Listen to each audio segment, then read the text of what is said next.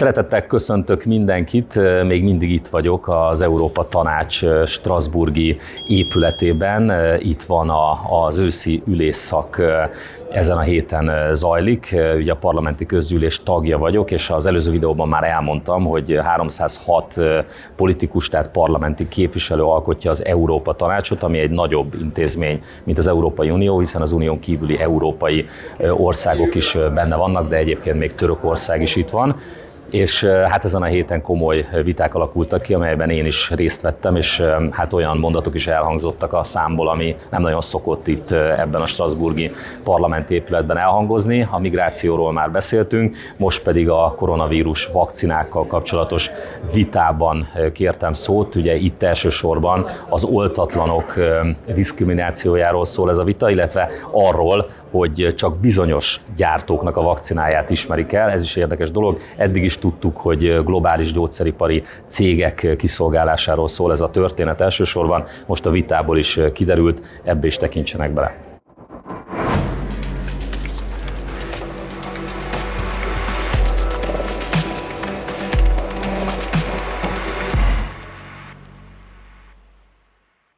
The next item of the business in the debate on the report titled Preventing Vaccine Discrimination, document 15608, presented by Mrs. Suna Eversdottir on behalf of the Committee on Legal Affairs and Human Rights.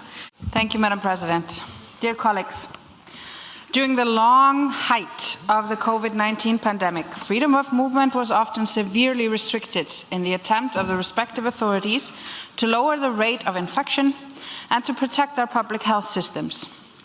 In this context, the EU digital COVID certificate, better known as the COVID pass, helped alleviate some of these restrictions so that the holders of this pass could more easily move freely in a world suddenly closed off to many. But this pass was not accessible to everyone equally, and it did not open every door that once was wide open. My report focuses primarily on the different treatment that people vaccinated by different vaccines were subjected to, even when there was no scientific evidence supporting that action. The resolution also recalls the detailed and long-standing criteria for imposing restrictions on the enjoyment of rights protected under our convention, that they must be prescribed by law, that they be imposed in the pursuit of a legitimate aim, and that they are necessary in a democratic society, and of course, last but not least, that they are proportionate to the legitimate aim being pursued. In times of emergency, such as the one created by the outbreak of the COVID-19 pandemic, it is vital that we keep reminding ourselves of our fundamental rights, and that regardless of the emergency, these cannot be cancelled. The Committee on Employment and Social Affairs is particularly pleased that the report has taken into account the position of the WHO, the World Health Organization. They are the experts, and the member states should follow their advice. Individual vaccination is not something that only protects our own health, it also protects community health by reducing the likelihood of infection. In the case of the pandemic, it was instrumental in reducing the pressure on our health systems, which at the beginning of the pandemic were on the verge of collapse in some of our member states. When we talk about vaccine discrimination, it's important that we don't forget the most vulnerable people in our societies. Children, people who can't be vaccinated for medical reasons, refugees, asylum seekers, migrants, undocumented migrants. These groups are not always taken into account when decisions are made regarding these matters, and that violates their rights. But I would like to note something that was actually out of the scope of the report, at least as the rapporteur understood it. And in my understanding, is the biggest, the greatest factor of discrimination. This is poverty. Not so much within our societies, as the vaccine has been distributed through the universal health systems, but between rich and wealthy countries. Look at the numbers. Just 10 countries account for more than 75% of all vaccines administered globally, but in Africa, the second most populated continent, the second biggest continent, corresponds to just the 3.4% of the vaccines. In the first resolution of ours, We stress the fact of the waiver for the patent, so as the vaccine to reach everybody.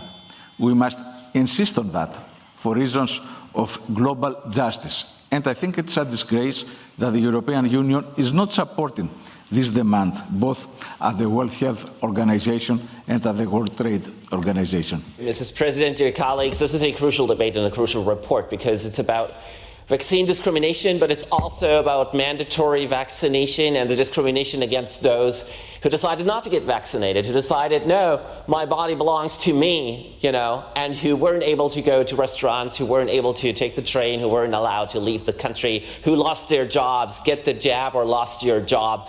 That was the most severe infringement on human rights that Europe has seen in decades, and we need to develop a very clear stance about that. And there's one thing I'm really disappointed about. Suna, you drafted a wonderful draft report that you gave into the legal committee. And then in the legal committee, you introduced amendments to your own report, destroyed your own report, and turned it around to almost say the opposite of what you really think. Who pressurized you? We are here to lobby for human rights. We're not here to defend our governments who've lied to us. Trudeau, Biden, Merkel, Scholz, Macron, they've lied to us. We are here to control them. And we are here to stand in for human rights, not for Pfizer, who's made billions and billions of euros hard selling its product on us. And that's why I ask you to approve of the amendments that I've brought in, because they will restore the report to its original version that you had brought in. Suna Avastarchek. In light of this draft resolution, I would like to highlight the situation with the vulnerable groups, particularly prisoners and staff serving in prison institutions. It is well known that overcrowding, poor conditions and high population turnover make prisons highly susceptible to COVID-19. A recent study conducted in 2021 by the Penal Reform International and the Harm Reduction International notes that people detained and also those working in prisons around the world continue to be left behind in COVID-19 relief measures, despite facing heightened risk of infection and illness due to cramped and unsanitary living conditions and lack of hygiene supplies in many detention facilities. Another reason is the poorer health of the prison population compared to the general population. Even in countries with relatively high standards in the places of detention, there have been multiple cases of COVID-19 related infections and the deaths of detainees and prison personnel. And then the vaccines arrived, miraculous, developed over record time thanks to science. That was the solution. It was felt an undeniable solution, but it did give rise to many concerns, fake news, but wild hopes that this was the ultimate solution. But I think the vaccines arrived, new waves arrived. In order to enable a society to return to its normal course, rules were put in place when it comes to the use of vaccines. I'm talking about vaccine passes, but of course people's lives changed according to their vaccine choice. It created tensions, divisions, and then doubts when it comes to the successive waves, when we had to recognize that vaccination didn't always protect against the virus, and that a person vaccinated could continue to transmit the virus, in particular if they are very ill. So I think there was abuse. I think some countries went too far when it comes to restricting the rights of citizens, but I think it's clear we were sort of flying on our instruments, as it were. And now, colleagues, the situation has changed. There are many cases of COVID. They're increasing. It's a seasonal thing, a seasonal variation, but in a number of countries, 97 to 98% of the population has been in contact with the virus, either because they were ill or through vaccination. We have vaccines that are adjusted to the new Omicron virus. I think barriers. I call next Mr. László Toroczkai from Hungary. Thank you, Madam President. The report is absolutely right in saying that all kinds of vaccine certificates actually provide opportunities for discrimination and human rights violations. The fact that while in Russia, for example, the Russian Sputnik vaccine was rated as the best, it was not even accepted in Western countries, clearly shows that from the very first moment, these measures might have been controlled not by science, but by the large pharmaceutical companies hiding behind politics and politicians. In fact, Everywhere, in China, in Russia, in the European Union, and in America, they have apparently been trying to impose vaccines from their own pharmaceutical companies on the people. Business and political interest mattered, not science and not the people. This is how Pfizer's vaccine became the most recommended COVID vaccine in Europe and, of course, in the United States as well. However, Janine Small, who is the president of International Developed Markets at the Pfizer company, recently admitted in the European Parliament that their COVID vaccine was never tested on preventing transmission. So they lied to people all along when governments with huge media campaigns were repeating that you should vaccinate yourself for others. We now know that vaccinated people can also transmit the infection. In the light of all this, it is unacceptable not only that people who have been vaccinated with certain vaccines are discriminated against, but it is also totally unacceptable and pointless that the unvaccinated are stigmatized and discriminated against in any way. This must be stopped. It is our fundamental human right to decide whether we want to get such a vaccine, especially because Pfizer wanted to classify documentation of clinical trials of the vaccine for 75 years, and the European Commission classified contracts for tens of billions of dollars purchases. Yet, the 4.5 billion doses of the COVID-19 vaccine intended for 450 million EU residents were also financed by the taxpayers. Thank you very much. I already addressed the accusations of Mr. Kleinwetter that I was somehow pressured, so I don't need to do that again.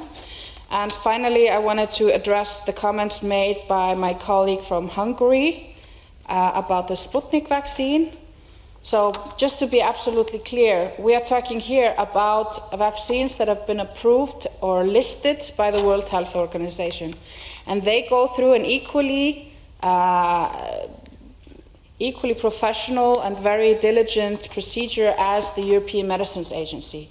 Their method of checking whether vaccines are safe and effective is equal to that of the European Medicines Agency. And that is why there's no scientific evidence to support discriminating against people based on whether they have a vaccine that has been listed by the World Health Organization or approved for emergency use by the European Medicines Agency. Now, Sputnik fulfills neither of these requirements. It's not been approved by the European Medicines Agency, and it's not been listed by the World Health Organization. And that is because the science simply doesn't support it. It doesn't support it as effective, and it hasn't been shown that it works against the COVID-19 pandemic. And that's why it's not on this list. So let's also keep the facts straight. Thank you.